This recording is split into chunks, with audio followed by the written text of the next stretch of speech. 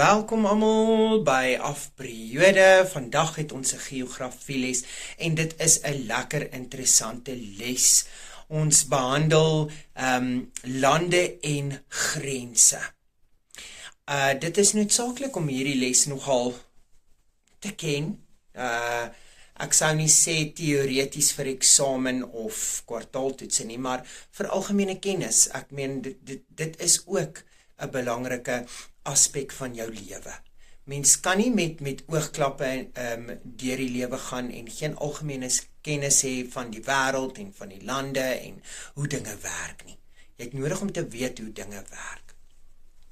Ouens, ek gaan begin deur vir julle te sê dat in die wêreld is daar 195 lande op hierdie stadium. Nou dit is debatteerbaar, maar die Verenigde Nasies se lande telling of lande wat geregistreer is by die Verenigde Nasies, as ek dit so kan sê, is 195.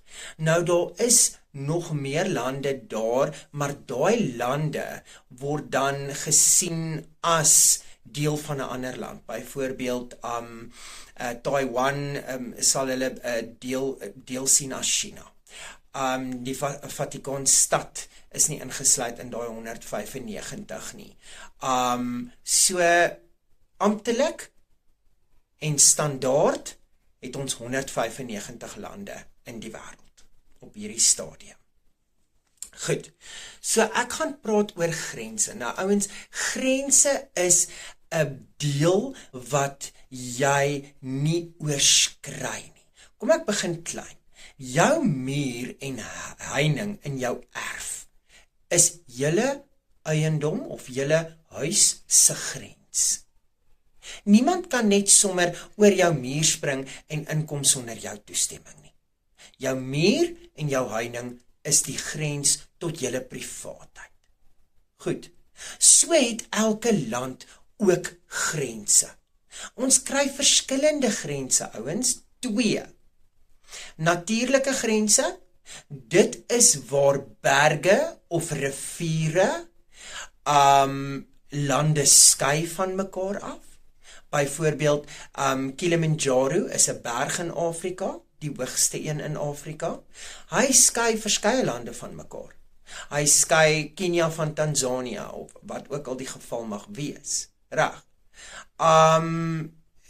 So daar is natuurlike verskynsels wat die grense van lande vorm.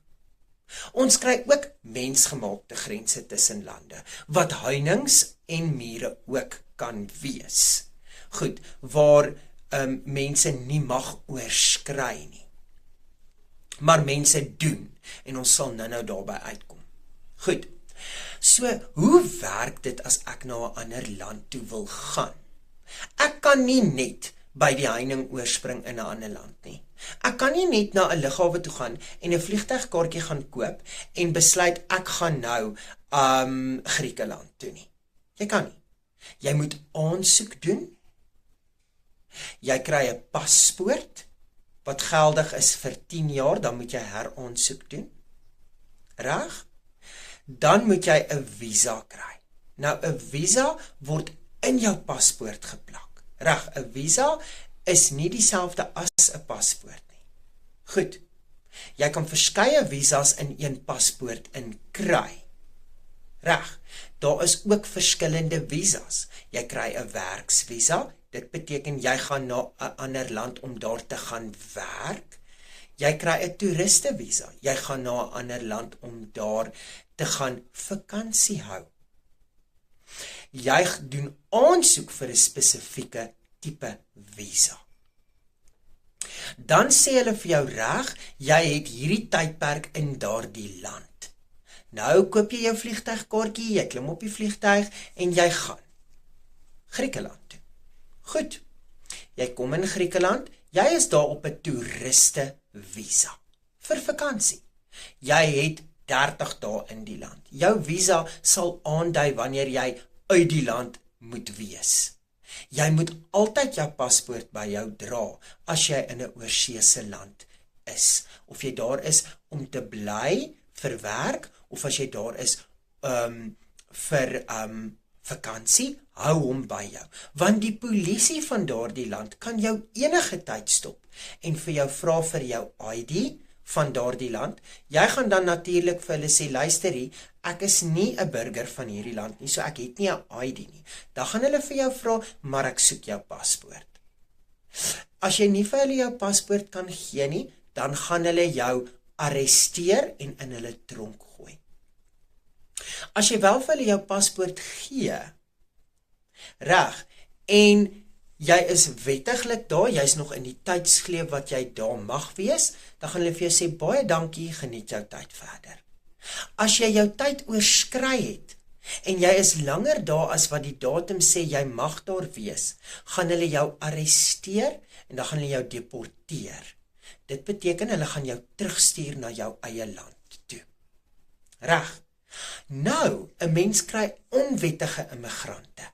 Daai woord se definisie is, as jy oor die heining spring na Zimbabwe toe om daar te gaan bly en daar te gaan werk sonder om toestemming te vra om soontoe te gaan, dan is jy 'n onwettige immigrant. 'n Mens mag dit nie doen nie. Dit is teen die wet. Jy moet aansoek doen vir 'n visa om na 'n land toe te gaan, het sy dit vir werk, het sy dit vir vakansie, jy moet aansoek doen. Jy word goedgekeur en dan word daar vir jou gesê vir hoe lank jy daar mag wees. Ek hoop julle verstaan hierdie wette en reëls van lande, dit is nogal 'n baie ernstige saak. Dinge kan, hoe kan ek vir julle sê, 'n grys area ook hê. Alles is nie altyd net wit en swart nie.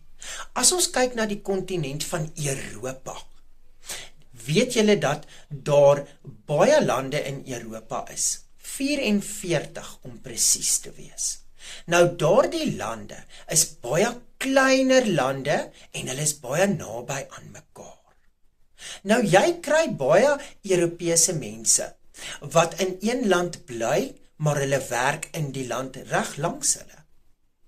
Dit is hoekom hulle die Europese Unie het.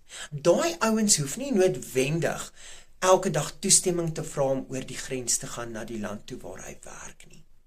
Daar is sommige lande wat, hoe kan ek sê, maats is, wat jy nie hoef aansoek te doen om 'n visa te kry vir daai spesifieke land nie, maar hulle is 'n groep lande wat saam een visa geniet. Daai lande in Europa se infrastruktuur is so goed. Infrastruktuur is die vervoer of die stelsels in 'n land. Is so goed dat jy op 'n trein kan klim wat onder die grond reis en woepswaps dan jy in die volgende land. Of daar vir werk of daar vir besigheid. So daar is grys areas, mits die lande saamstem en die infrastruktuur wel goed genoeg is vir so iets om te kan gebeur. Ek hoop julle het hierdie les geniet en dat julle iets geleer het hieruit. Mag julle 'n wonderlike pouse hê en ek sien julle die volgende afperiode. Totsiens julle.